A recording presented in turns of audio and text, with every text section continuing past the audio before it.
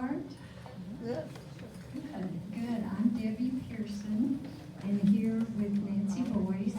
She is going to talk to us about grief and loss, which is something that scares people off sometimes, but it's been a part of our lives up to now. We've experienced it in different ways, and we will in the future again. Let me tell you a little bit about Nanci. She is a licensed professional counselor and a marriage and family counselor. So she's got a lot of broad experience. She has lived all around the world, in the Philippines, in Germany, in Austria, and in Luxembourg. And she used to work at Liberty Lunch. Does that sound familiar to anyone? A little bit of a music scene? She worked at Liberty Lunch 29 years. So she's a real music fan. Something else she said she's done. She has attended every Austin City Limits musical festival and both weekends, every single one. She has never missed one. So this is a music fan. She also is the one which we probably would all like to have in our family, but the one that has held all the family pieces together, just the nice person that she is, and her counseling, marriage and family counseling. So she's held all of her family together, which speaks well. There are a lot of professionals that do a good job, but they can't do it for the ones they love. So let's give Nanci a warm welcome. She has been with Austin Center for Grief and Loss, which is now folded into the Ronald McDonald House. So I'll let her explain that a little bit more fully because that just happened and I don't understand it well. So thank you so much for being here. We're so glad to have you.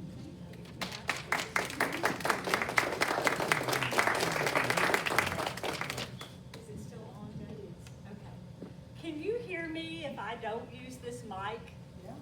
Y'all doing okay? All right, I'm going to use my 8th grade teacher voice. Thank you. Yes, this gentleman's giving me a thumbs up.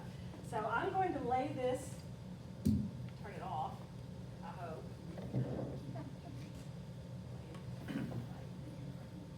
So, yes, there we go.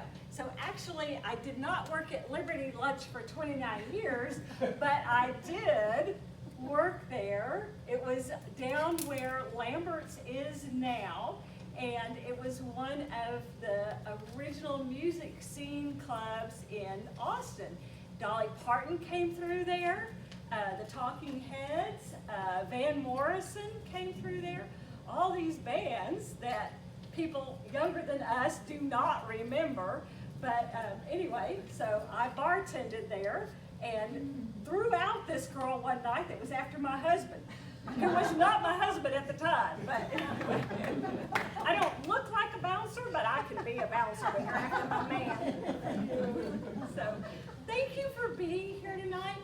I know that it was billed as grief and loss, but it's so much more than that. It's living our lives through the changes in our lives. And we've all been through changes in our lives. You know, we moved away from home. We went to school, we got married, we had careers, we took care of other people in our family, and that's really what this is about. It's about this stage in our life as we care for each other in a community, as you care for loved ones, and as you think about what is best for you as friends are maybe entering the stages of cognitive decline, or you can see your friends deteriorating physically, mentally. And what does that mean to us and how do we handle it? So let's see if I can work this thing. So yes, I was at Austin Center for Grief and Loss. We just merged in with Ronald McDonald House. There we go. All right.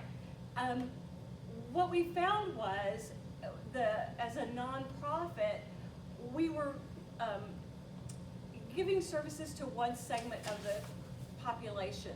And what we realized, because Ronald McDonald House has not traditionally had emotional support for their families or the siblings, that was a real empty area. They really needed help. There are other organizations in Central Texas that can counsel you through grief and loss, but these families had no outside or inside support at Ronald McDonald House. And so Ronald McDonald House Charities is in 7 hospitals in Austin.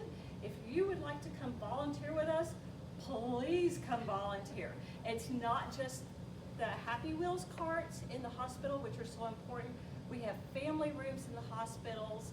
We need house volunteers. We need meals cooked. We try to cook 3 meals a day, home-cooked meals for the families. We currently have 30 hotel-size rooms at the house in Mueller, and we're opening at Texas Children's Hospital another floor where families can stay in a specific room for families who the child is having a transplant. And so, you know, and that's a whole different type of care if you've ever had that in your family or had a family member or have worked in that area. So there's my rah-rah for Ronald McDonald House for you tonight. All right. Some things you never really wanted to know, never really wanted to deal with, and maybe didn't think about 30 years ago, you know, because we're all right about 50, aren't we in here? We're all about 50? Okay, so good, we're on the same page.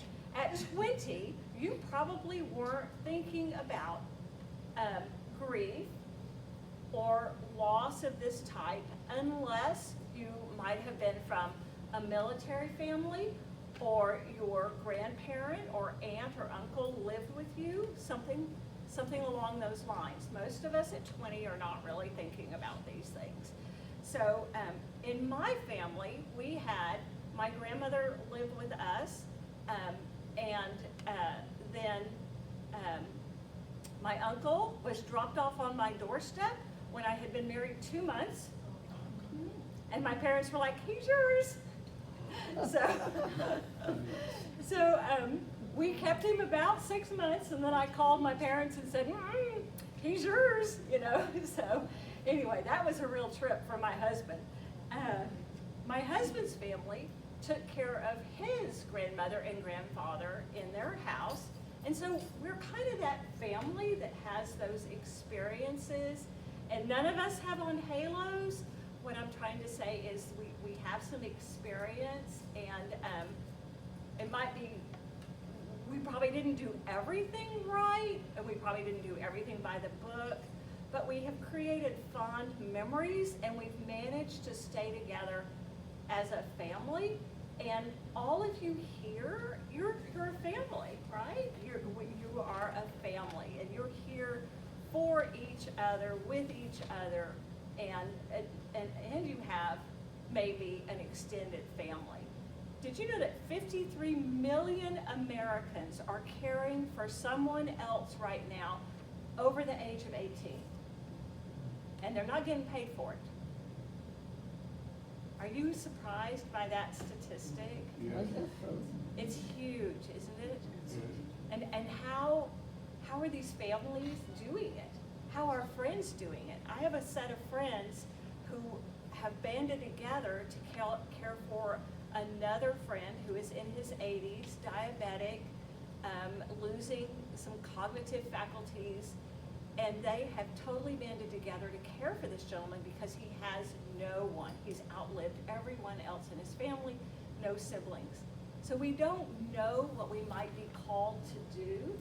Tonight, I'd just like to give you, in maybe a humorous way, I have sort of a sick humor, so I'm sorry about that. But I sort of feel like we are all faced with some tragic situations in our lives that people have not prepared us to deal with, and maybe our sense of humor can help us a little bit deal with some of those situations.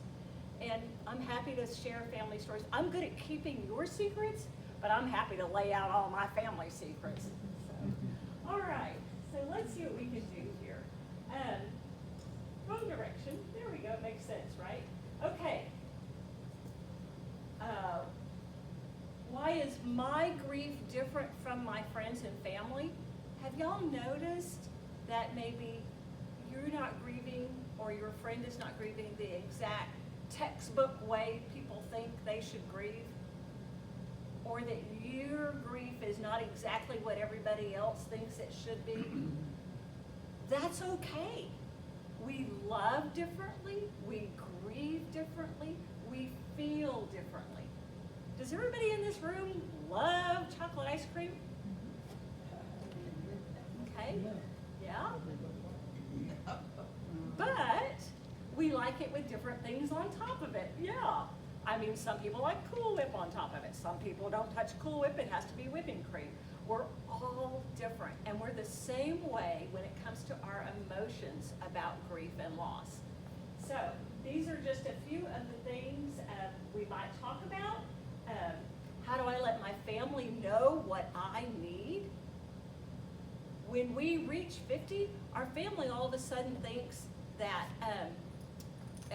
we're all self-sustaining and we don't need to share our feelings anymore. That's just not true. We need to share our feelings. We need that connection to other human beings. I think of a pod of Labrador puppies. They are herd animals. We are herd animals. We need people. All right, how do you take care of yourself in this grief time? So just a little bit. All right, whoops, run back there. One more, all right. So death in itself is universal, natural, and normal. Can't get out of it. That's just the way it is. Abraham Lincoln wrote about it. Emily Dickinson wrote about it. So many of our songs are about it. Okay? So we all have our own narrative. And you may have a relative who is long gone, who had a unique way of caring for other people in the family and maybe was the stalwart of the family. And you look back on them and you think about their narrative, how they took care of others, family and friends. I hope that everybody has someone in their family or a friend that you can say, yeah, they did this well. You know, they knew what other people needed. They were there. They were the ones at the funeral, that kind of thing. That's a gift and a talent. Not all of us have that, so we need to rely on our friends to help us with some of this. See if I can go the right way. Let's skip that. All right, we're going to skip that.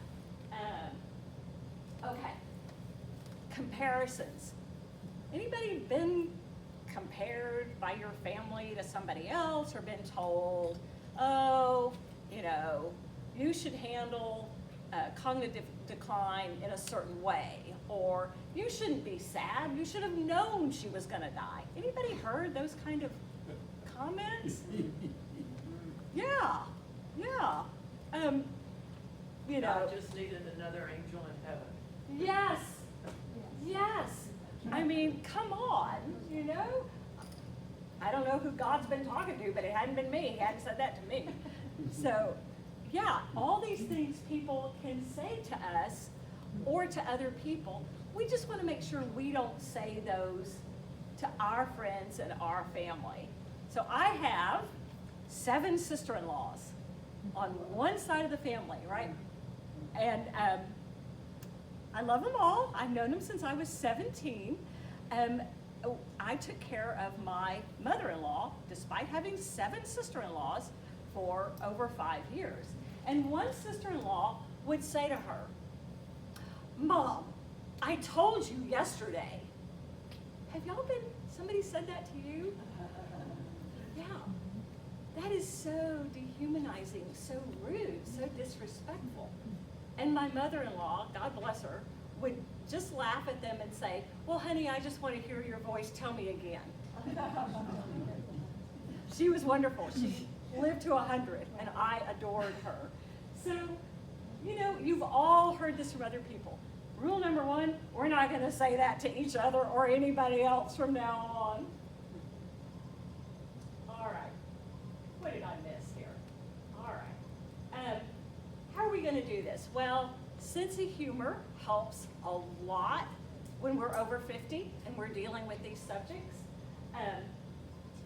Supportive family and friends. If you have somebody that you can talk to about this a little bit when you're feeling like you were not respected by your family, or that your dignity was invaded a little bit, which we know that happens. We need help physically. You know, I would be in the bathroom helping my mother-in-law. She probably never thought a daughter-in-law would be helping her with bathroom issues. And she would start apologizing for things, and I'd say, don't even worry about it. You know, I have bad eyesight. I don't see a thing. Let's just get this done and go eat dinner. You know, that kind of, just a little humor, putting the other person at ease, treating them with respect. So how do we get that from our own families? Well, stand up for yourself a little bit. Make it humorous. Act like they're 5 again, and you're persuading them to come to the dinner table. Do you remember those days when they were cantankerous children and you had to persuade them and you had to use humor, you had to outthink them? We just have to do that a little bit with some of our relatives when they're not as kind as we would like them to be. All right. Ask for help from experts. So if you have a family member that is a little bit unkind, or you have a friend that needs some help, get the advice of an expert. A lot of people in our lives think they read it on the internet and it must be true and it applies to us, right?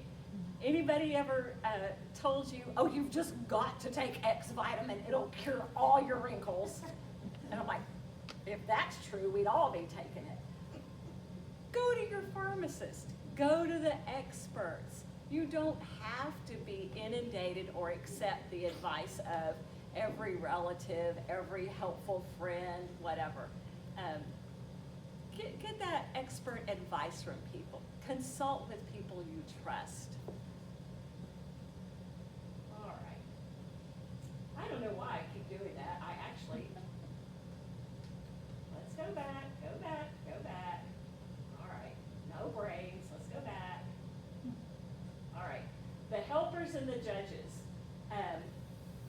Respect for ourselves and others. We honor ourselves. Just because we're over 50 doesn't mean we're totally inept. I bet there are things you can do now that you really couldn't do when you were 20. For instance, I bet at this point in your life, you are able to actually sit still and enjoy the smell of the coffee or the tea. At 20, were you sitting still and enjoying the aroma of something? Or were you jumping up to go to the next event?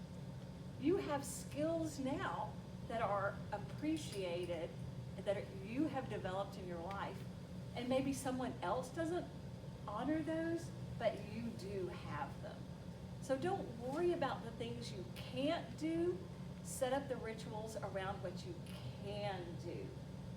Make time for yourself. Enjoy that time. And enjoy your friends and each other. Don't allow people to judge what you can no longer do. Create that time for yourself and enjoy what you can do. All right, let's practice here, right? Okay. There we go. All right, responsibility. I'm going to talk about my sister-in-laws again, because I know you don't have any relatives like this. Your family's perfect out there, right? None of these judgers and all this. So anybody have experienced from somebody else's family, somebody who wants to tell you how to do it, but doesn't want to help you do it, fund it, get you to the doctor, Anybody else have any family members like that? Lots of advice, but no responsibility? Or is it just me, my crazy family? So one of my precious sister-in-laws would say, you should get mommy to the neurologist. I know this new neurologist, and he's wonderful. He's in Dallas, so you'll have to take mommy to Dallas to see this neurologist. And what was my response? I'm always a nice person. I said, that's a wonderful idea. I'll tell you what, you lay a check on the table because it's $2,000 and I have to take off work. So you leave a check for that too, and the gasoline, and then you call and make the appointment. Here's the days I can go, and I'll be happy to take her to Dallas to this new neurologist. You see, people want to tell you how to do things, but they don't want to take the responsibility for helping you to get that done. Is it just my family? I bet it's just my family. All right. People have all sorts of advice. Once again, the internet is not truthful. AI will lie to you every day, okay? Go to experts. Go to your lawyer, go to your accountant, go to your doctor. That's why they're your doctor, okay? You don't have to take everybody else's advice. I bet you're thinking, when is she going to get to the grief part? All right. Okay. If you want to help others, ask what they need. Just ask. My favorite question when I talk to clients or people at Ronald McDonald House is, what can I do for you today? What do you need? You know, what in there, not what I need them to need. There are some people who need you to need what they want to give you. Does that make sense? Okay. Yeah. And that's just not how it works. Once you hit 50, it's okay to say, you know what I really need is X, Y, Z. It's okay to do that. All right. So, back to C.S. Lewis. Back, you little machine. All right. C.S. Lewis said, no one ever told me that grief felt so like fear. I am not afraid, but the sensation is like being afraid. That same fluttering in the stomach, the same restlessness, and it's supposed to be yearning. Okay. I didn't tell you I was a speller, did I? I didn't make any bones about that. That's AI. Yeah, that's AI. Thank you. Thank you. Yes. Yawning would give you more oxygen. That's right. That's exactly right. So, and it caught your attention. There's actually another typo in here too.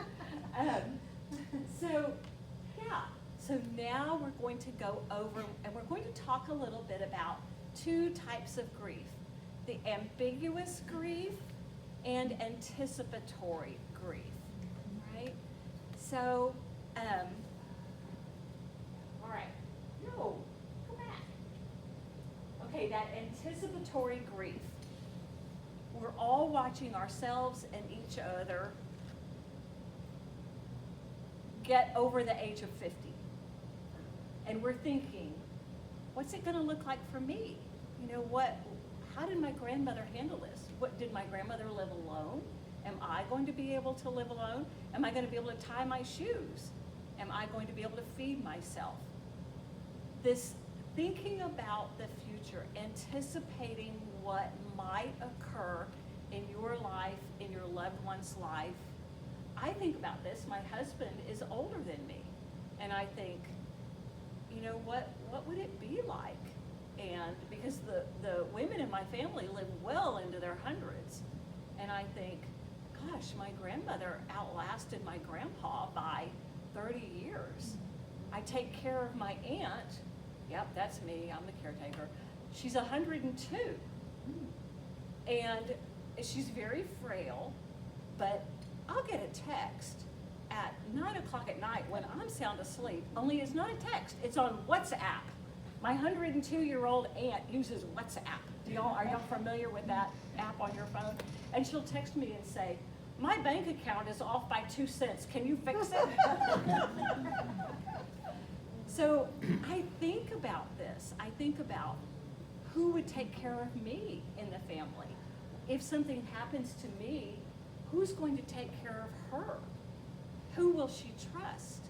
What happens if something happens to my husband? Am I able to take care of him? I mean, we have children, but then I worry, would we be imposing on them, you know, financially, and all these things.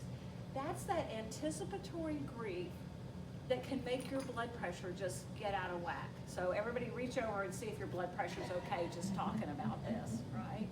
It is scary for us. And unless we talk about it, it gets even scarier. You know? I was very lucky that my dad, who was really my stepdad, but I called him Dad, he was 22 years older than my mother. And we were sitting at a funeral of his best friend, and Mr. Colonel in the Air Force, he reaches over and slaps me with the program and says, "Do mine like this." So he was thinking about and anticipating his own funeral. But he was not going to talk about it. He was just going to slap me with the program and say, "Do mine like this." So this thinking about the future, it's so important. And to talk to friends to see what they're thinking about. Doing this with each other is very helpful, very helpful. And we don't have to sit there and spill our beans about finances, but just knowing that we're all in the same boat. This is normal, natural, and universal. So I want to talk a little bit about redefining who we are at this age and setting up rituals. So I see couples in this room who I can tell are couples, and there are rituals that you have. I see friends in this room, and you have rituals. Use those rituals and develop new ones for yourself as you become 55, 59, 60. Those rituals in your life are super important. That meaningful time for you. And it doesn't have to be going to temple or going to a church. You have things in your life that you enjoy. If your ritual is to get up in the morning with your pajamas on and water your orchids, that's a ritual. If it gives you pleasure, set it up now and enjoy that ritual. If your ritual is enjoying cream in your coffee, enjoy the ritual. It's the small things in our lives that keep us going. And it might sound crazy to someone else, but if it's meaningful for you, then do it. And think of new rituals in your life. So one of my rituals is I get up really early. I wake up at 5 and I'm happy and ready to go. My very best friend also wakes up at 5. We no longer live in the same city, but we text, we get our coffee, and we go sit on our respective porches, and we have coffee together every single morning. And that's our ritual. You know, that's our ritual. My grandmother's ritual was, she was also an early riser, and she would call my dad at 5 o'clock in the morning and just say, "Good morning, it's time to get up." And that was every single morning. I never could figure it out as a child why she was doing this. And one time I asked her, and she said, because during World War II, all 4 of my sons were in the military, and I would not hear from them for months. And now I can talk to this son at 5 o'clock in the morning. He doesn't hang up the phone on me, and it's my ritual of connection with him. Does that make sense? Just that little ritual. And you know, she told me that when I was probably 19, until my son was in the military and deployed, and I had not heard from him for 3 months. I don't think I fully understood it. And now I really understand it. And the ritual of being able to text my son, I try not to be the pesky mother, but just the ritual of connection with someone is so meaningful. And so if you have that, even if it's the ritual of connection with your gardenia bush or whatever it is, you know, whatever it is for you. All right. What was the redefining you had up there? Oh, the redefining? All right, thank you. Here we go. You're redefining yourself from who people expected you to be to who you want to be at this age and this stage in your life. What would you like in your life at this age and this stage? Maybe your family says, oh, well, you've never liked kicker dancing before. Well, maybe you want to turn on country music in your privacy of your own home and learn some dance steps. What do you want to do? Who do you want to be that's different from the expectations and your responsibilities from the rest of your life? You know, if you were defined as the lady who always wore her gloves to church, who was always there for every event, you made all the cookies, maybe you'd like to say, I don't need to make cookies anymore. There's a whole younger generation that can make cookies. Just redefining, bringing small things into your life that bring you joy. Maybe you have a favorite Jeopardy episode and you just want to watch Jeopardy. Does it still come on at 4? I don't know. Is that, yeah? Okay. Then do it. You do what brings you joy at this point in your life. You know, my dad worked so hard all his life. He was born in 1921. So not only was he a Depression-era kid, he slept in a house, and his mother would heat bricks and put him into the bed with he and his 3 other brothers to keep him warm. When he was in his 70s, he said to me, I don't ever want to be cold again. He froze to death in World War II as a pilot, and he said, I don't ever want to be cold again. So we had a little old farmhouse, and he spent a lot of money putting the best heating system ever in that farmhouse. Redefining and taking care of yourself. What do you want? If you want to eat lemon meringue pie 3 times a week, eat lemon meringue pie 3 times a week. You know, does that answer your question a little bit? All right. Okay. I know that we don't have much time yet, and I'm going to skip a lot of things here. Could you go back to that previous slide? I have a question. Yes, sir. The one on redefining or the brain? Redefining. Redefining. All right. I may read it. Yeah, Yes. the third item there. Our son passed away at the age of 28, and I guess I've never gotten over that. Yeah. Yeah. How do you get over it? You don't. Okay, then I'm right on schedule. You are right on schedule. Yeah. No, you don't get over it. Why? And I'm so glad you asked this question. This is one of my pet peeves. And I don't have a lot. I mean, I'm pretty affable. I'm vocal, but you know, our society says, oh, you have 6 weeks to get back to work after a baby, and you have 2 days to grieve for the death of your son. This is a crazy world. This is a human being we're talking about.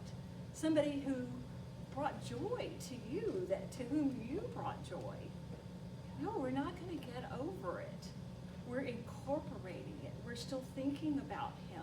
We're still loving. We still think about the love he brought.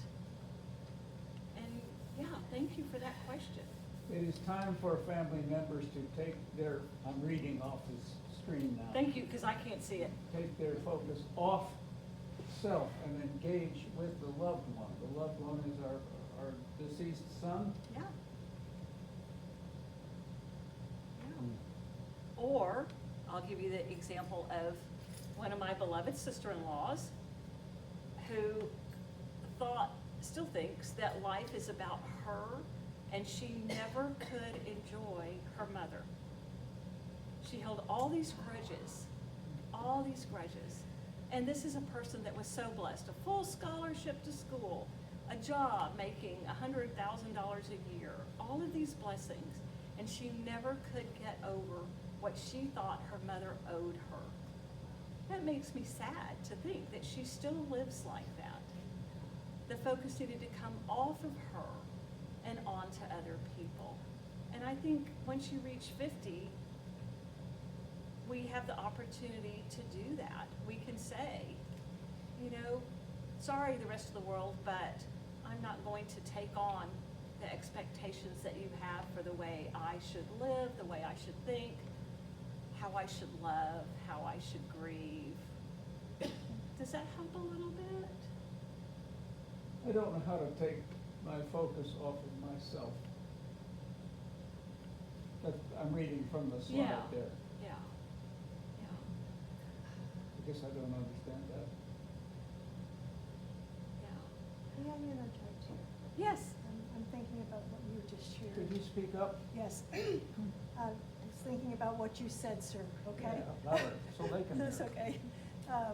I'm here at Westminster because 3 years ago, my husband died. Mhm. And my children said to me, Mom, you're a people person. It's not good for you to be by yourself. And part of me had some trouble leaving that house. In fact, they're just now, my kids are selling it. But they're right, I am a people person. And I like to be around people. I mean, I do need quiet time, and I'm, live by myself here. But I enjoy getting out and being around people and learning about one another and their experiences. And, I find myself laughing, and for quite a while I wasn't laughing. But anyway, I'm glad you're here. Thank you both. I didn't know whether to share or not, but I just felt like I needed to. Thank you. Thank Thank you you. both. Thank you. Thank you for asking the questions. It is not easy. I like the word that it's challenging. I feel like most people can at least recognize the challenge, and your recognition is part of your journey. It's what you're doing. Can I say something? Oh, please do. Well, personally, I've had a lot of death in my immediate family. My husband and 2 sons, for one thing, and my mother and my father and my brother. So I'm the last person in my family of origin. And I don't mean this, I don't know any other way to say this. I'm not trying to, well, anyway. I'm not the one that died. I think all the people that I love, my loved ones, would want me to continue to live my life to the fullest. So my people would say, how do you do that? And I said, well, I don't know. What am I supposed to do? Dig a hole and crawl in it? I'm not the one that died. I will die someday. But in the meantime, for me, there's a lot of life to be lived. Thank you for sharing that. It reminds me, my step-grandmother was married in 1917. And so, what we call the Spanish flu was running through the country, 1918, that time period. She and her new husband moved to Denver, Colorado, because their best friends had moved there 6 months previous to their move. And I don't know how I ended up with this letter, but when we were all locked down for COVID, I started going through some trunks of family stuff. Like, what else do you do if you need a project, right? And I found this letter that Mama had written to her family. Now remember, I'm the step-granddaughter. In 1918, and I'm getting to the point of what you just said, and she says, dear family, we've been here for 2 weeks, and our best friends have now both died of the flu. And we're doing this, and this to take precautions. No, nobody knew that it was airborne, that you were exposed. But for some reason, she said, we're very careful. We only go to church if it's an outdoor meeting, staying away from people as much as you could. And she said, we will either live through this or we won't. And either way, we'll be okay. And I thought, oh my gosh, I've read this during the first month of lockdown from COVID. And what an attitude. I mean, she wasn't even 20 years old. And I just think about that attitude of resiliency, perseverance, and knowing that there's very little in life that we can control. But I try to think, when I get to be a grumpy sister-in-law, I think, okay, I can control my attitude towards them, and I can forgive them because Lord knows they're old, they're in their 80s. And so, so, thank you. Yeah, it's that resiliency that we have. You wanted to, yes, sir.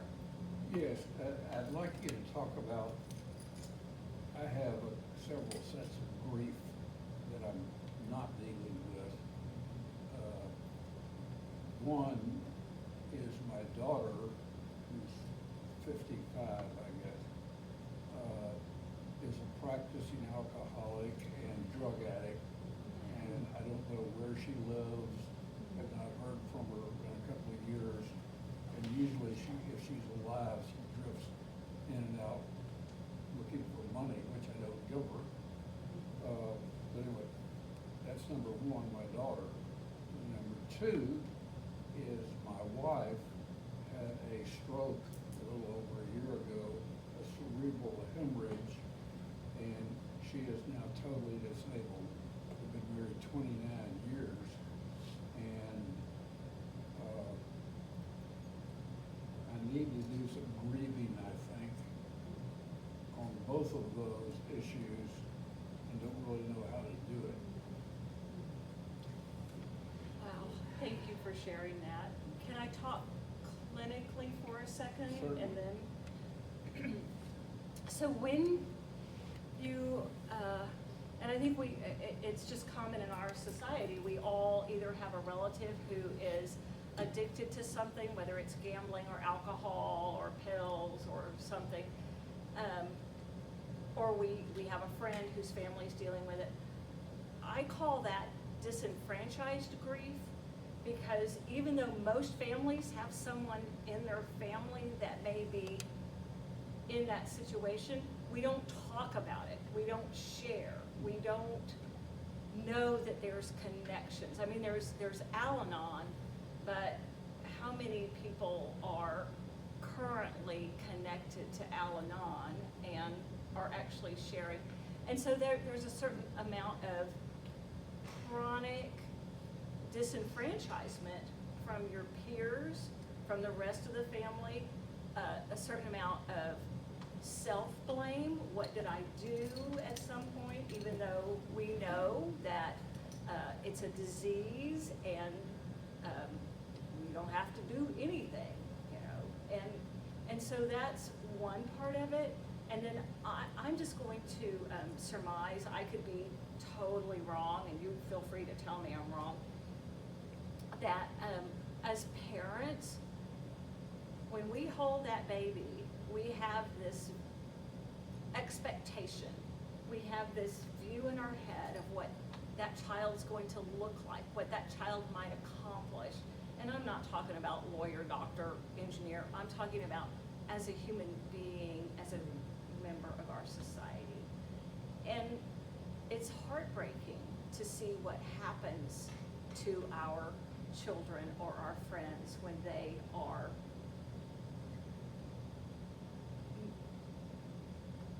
making choices that are really hurtful for them and for Right. us. Yeah. And think what I would just say is,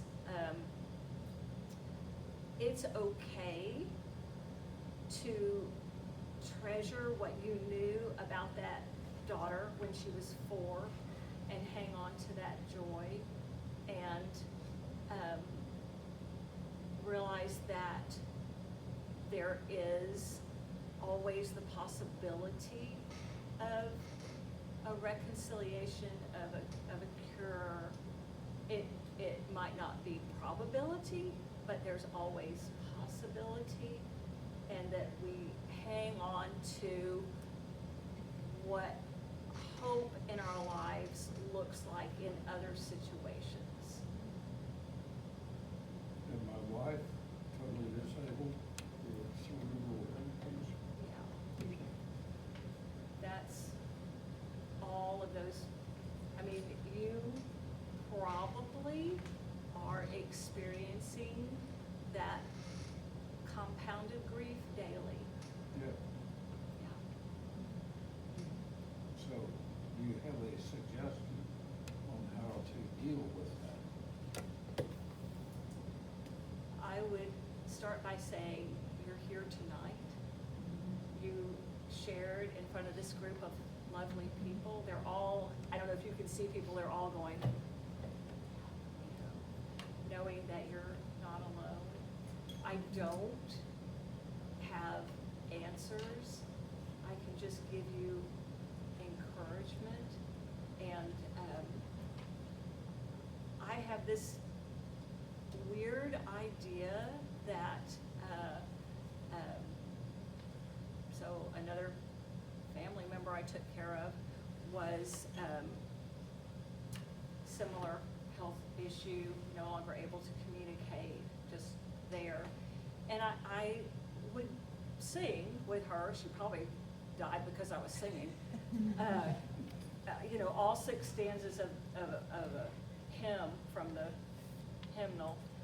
And I like to think that the communion and the love was there, but she didn't need me to talk to her, and she didn't need what I thought I ought to be offering her. That what she needed was just being present until she died. And that helped to think about that, that I was not in her head. So no matter what the doctor would say, oh, she doesn't hear you, blah, blah, blah, I thought, you don't know that. You know, you don't know. You don't know. If babies can hear in utero. And so just being there with whatever it is that, if you like poetry, reading the poetry, what gives you comfort, because you've been married 29 years, she knows it brings you comfort, and you know what would bring her comfort. Okay, thank you. My answers to you sound so trite, and what I really want to do is come over and hug you. Or you can do that too. By the way, I did not expect this to be entertaining, Oh. and it has been. You are really good. Oh, well, thank you. So That's carry very on. kind. I know Debbie's telling me we need to end, and there are a whole bunch of more slides here that I can't read or control. But this has been really lovely, and thank you all, and thank you for being a community. And you know, since we're all only 50, I want to see you all at ACL downtown at the music festival, and we will have a really good time together. I know how to navigate now, so. Yeah. And if there are any other burning Anybody questions, else wanna? or if we want to just stay and talk I'm with you. happy, or whatever y'all want to do. We don't have to record it, but we could just have some conversations if you would like to do that. And just cut off the tape and just have some talks, anyone that wants to hang around. Okay? Thank you.